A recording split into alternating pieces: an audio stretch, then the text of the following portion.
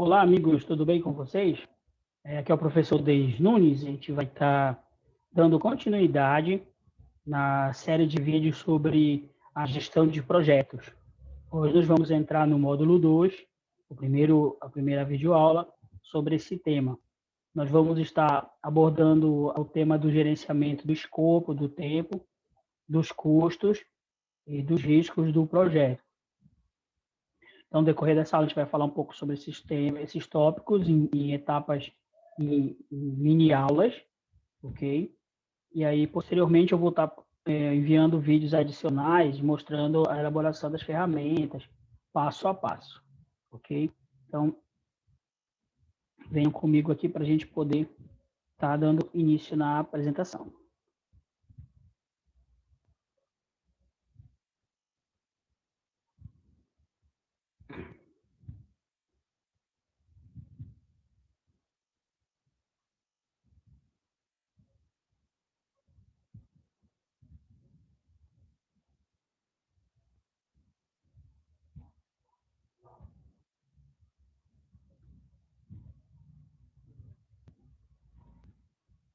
Gerenciamento do escopo, do tempo, custos e riscos do projeto. 2.1. Gestão do escopo e do risco do projeto. A palavra escopo significa objetivo, propósito, alvo. Em projetos, escopo é a soma de todos os produtos, serviços e resultados a serem fornecidos na forma de projeto. Fique atento, pois o termo todos é muito importante, porque exige um detalhamento que fará toda a diferença na execução do projeto. Observem bem aqui, o detalhamento, né? O escopo, então, é a descrição do projeto, com o máximo de detalhes, para não deixar nada faltar. O objetivo disso é que, com esse máximo de detalhes, né, como ele diz aqui, todos, isso vai poder ajudar outras áreas da gestão de projetos. Por exemplo, para a elaboração do cronograma, né, das atividades do cronograma, para a elaboração dos orçamentos, para a seleção dos fornecedores, para a contratação da equipe. Então, tudo isso é muito importante para a questão da gestão do projeto em si. Então, uma boa elaboração de um escopo do projeto, ele ajuda nesse sentido. O nível de detalhe de cada tarefa é importante. O nível de detalhe de cada tarefa, ele é muito importante. Baseado nesses detalhes, é que todos os planos de custo, plano de tempo, de recursos de comunicação, de compras, de aquisições, é a partir daí que tudo será elaborado. Tudo aquilo que será definido e estimado no projeto deve ser baseado, né, naquilo que foi definido no escopo, de forma bem detalhada. O projeto ele começa sempre com uma declaração de escopo, né, com um documento, a declaração de escopo, que tem alguns itens nesse documento. Os documentos que a gente pode encontrar nessa declaração de escopo vai ser a descrição, né, do escopo, a descrição do produto. Aí, no caso, a gente vai colocar todas as características técnicas do produto, tudo aquilo que deve ser entregado no final. Depois, nós vamos falar sobre os critérios de aceitação do produto. Nesse caso, dos critérios de aceitação, nós vamos descrever todos aqueles itens de qualidade que devem ser observados. Ou seja, sem que esses itens de qualidade, né, esses itens importantes, eles não estejam entregues. Então, nós, por exemplo, se eu fosse um patrocinador, um cliente, um comprador, eu não iria aceitar a entrega do projeto enquanto esses itens não tivessem sido atendidos. Exclusões do projeto desculpa, entregas do projeto, é o terceiro item que a declaração de escopo deve ter. No caso, nessa declaração de escopo, a gente pode colocar as entregas primárias, né, que são aqueles primeiros serviços contratados. As entregas secundárias, aí as entregas secundárias seriam os relatórios, os laudos, os manuais, o projeto, tudo aquilo que deveria ter no projeto, né, no projeto, a parte documental. Então, a entrega primária é o projeto, aquilo executado em si, o serviço pronto, o produto entregue, enquanto que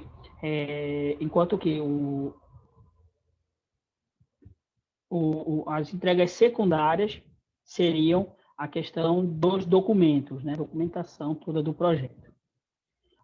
O quarto passo seria as exclusões do projeto. Né? Para que serve isso? Serve para esclarecer o que não será entregue, ou seja, aquilo que não está incluso no serviço. Bem, para não dar problema. Né? Então, a partir dessa exclusões do projeto, a gente pode relacionar todos os itens que não poderão ser cobrados mais lá na frente. Então, isso é muito importante, porque os stakeholders, né, os patrocinadores, eles criam expectativas com relação aos projetos. Então, essas expectativas, muitas das vezes, elas são além daquilo que está no escopo do projeto. Então, é muito importante estar descrito o que não será feito para que não gere essas expectativas nos stakeholders. Restrições do projeto, é outro item.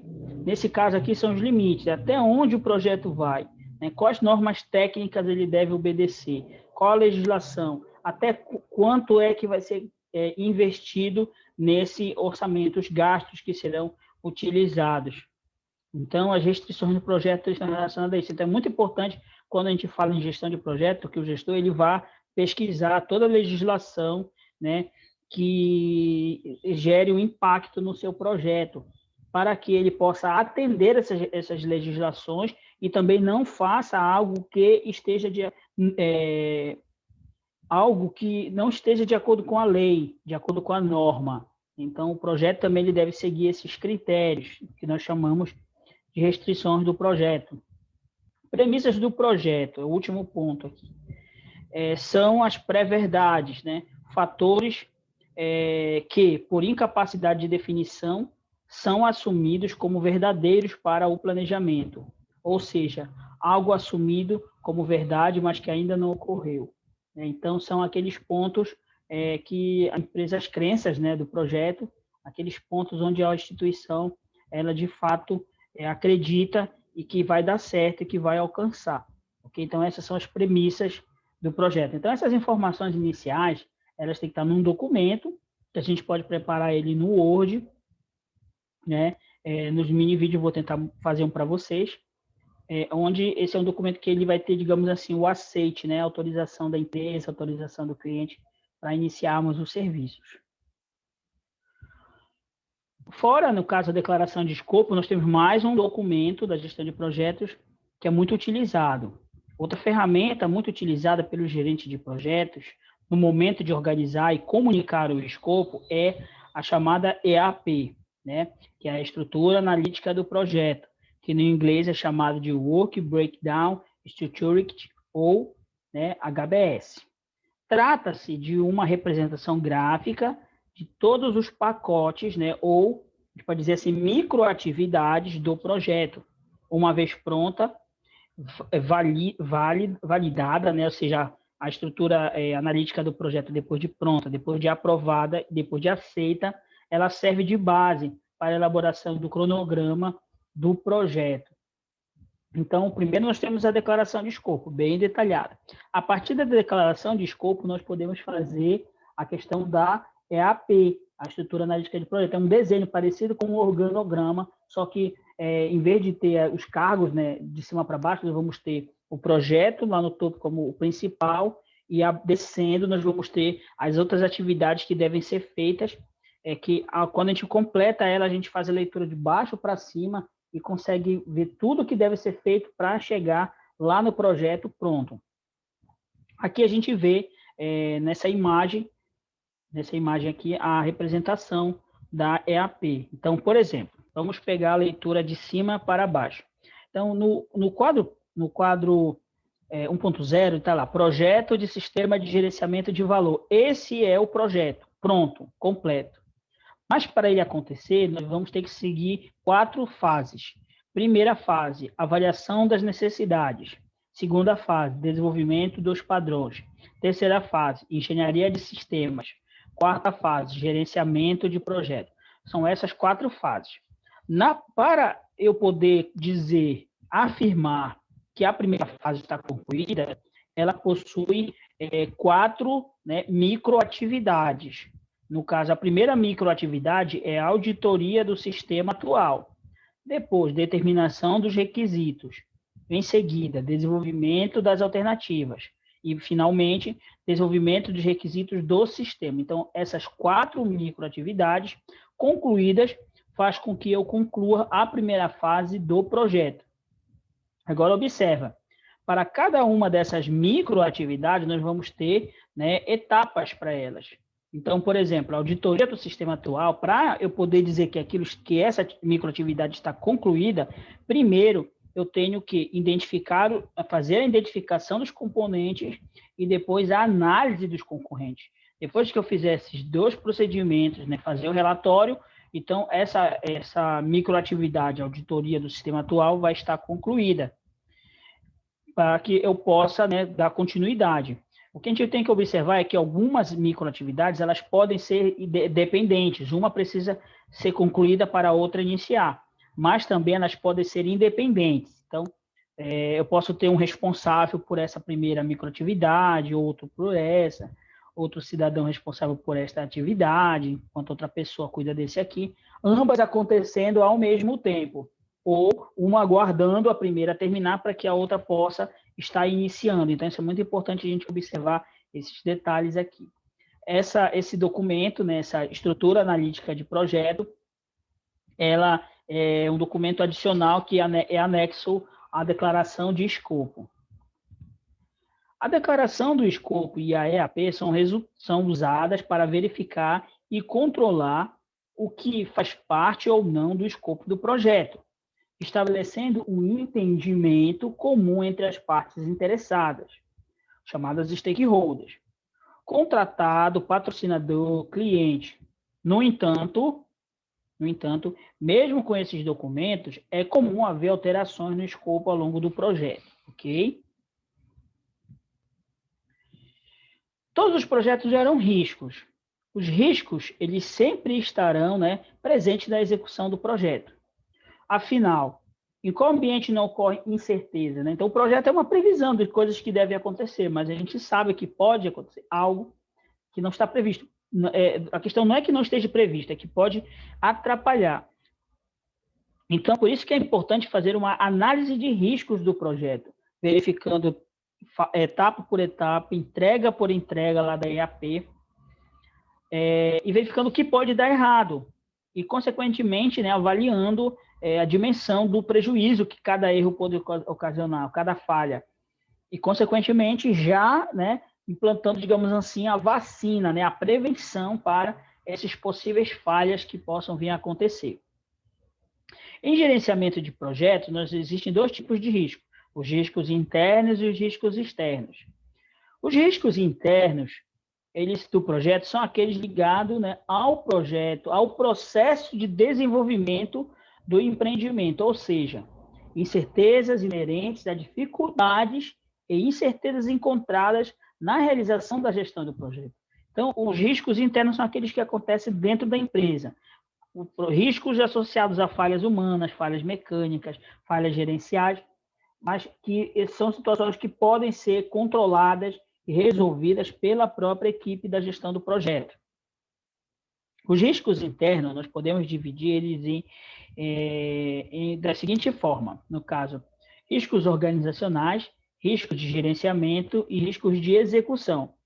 Os riscos organizacionais, eles estão associados principalmente à estrutura da empresa, o organograma, a divisão de funções, de tarefas, a questão da briga por recurso, de dinheiro para investir, porque assim, eu sou o gerente de um projeto, mas eu tenho um amigo da mesma empresa que ele é gerente de um outro projeto. todos os projetos precisam de dinheiro, de recursos para funcionar. Então, eu vou sempre estar solicitando recurso para o meu projeto andar, enquanto meu amigo lá também vai estar pedindo. Então, pode ocorrer que o recurso que ia para um projeto acaba sendo destinado a outro, e aí o projeto meu ele fica desabastecido e pode correr, né, as falhas. Então, eu tenho que prever essas possibilidades também. Então, esses são chamados riscos organizacionais. E os riscos de gerenciamento? É aquele voltado, no caso, à falta de planejamento, conflito, falta na tomada de decisão, né? Turnover, né, que a gente fala, o turnover quer dizer que a rotatividade de trabalhadores, demite-se muitas pessoas, todo o tempo está demitido, a gente não consegue estabilizar um time, uma equipe estável, não, todo tempo precisa estar trocando, então isso são riscos de gerenciamento. Riscos de execução. No risco de execução, nós vamos ter o quê? Excesso de alterações, falhas logísticas, falha de comunicação, ou então uma comunicação inexistente, ou uma comunicação confusa. Tem a questão dos desastres naturais, os acidentes de trabalho, as doenças. São situações que acontecem durante a execução. Então, são os riscos de execução. Esses são os 3 tipos de riscos internos que podem ter dentro de um projeto. Os riscos externos, ou seja, aqueles que não dependem da instituição, eles podem ser classificados de 2 formas. Nós temos os riscos internos imprevisíveis, né, como diz o próprio nome, né, que envolve sabotagem, fraude, acidente de ordem natural, né, desastres ambientais, mudanças na legislação, que isso não depende da empresa. E os riscos externos previsíveis, aí que eu falei. Os riscos, eles existem, as incertezas, porém, muito das possíveis falhas, das possíveis coisas que podem dar errado, já foram mapeadas por outros gestores em outros projetos, já existe um certo conhecimento dessas falhas. Então, essas falhas que já se tem conhecimento, isso, se a gente for procurar nos manuais de gestão de projetos, vão estar lá relacionadas. Inclusive, nós tivemos numa das mini-aulas passadas essa informação, das falhas comuns de projeto. Então, essas falhas comuns, elas são previsíveis. Então, se elas são previsíveis, elas podem ser gerenciadas.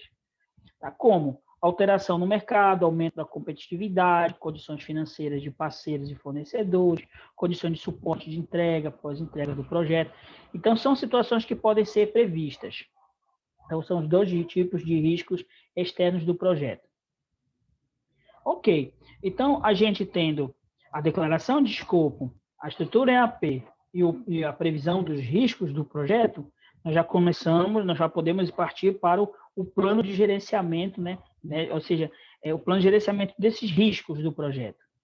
Então, para isso, nós vamos identificar, né, analisar cada risco e prever para cada um deles a sua prevenção. No caso, a prevenção ela vai depender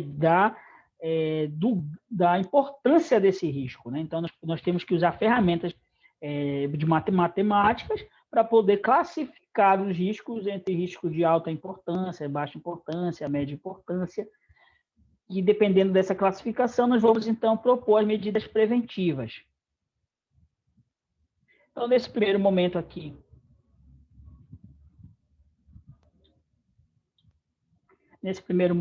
a gente encerra essa primeira fase da nossa apresentação e aí, posteriormente, a gente entra com a segunda etapa.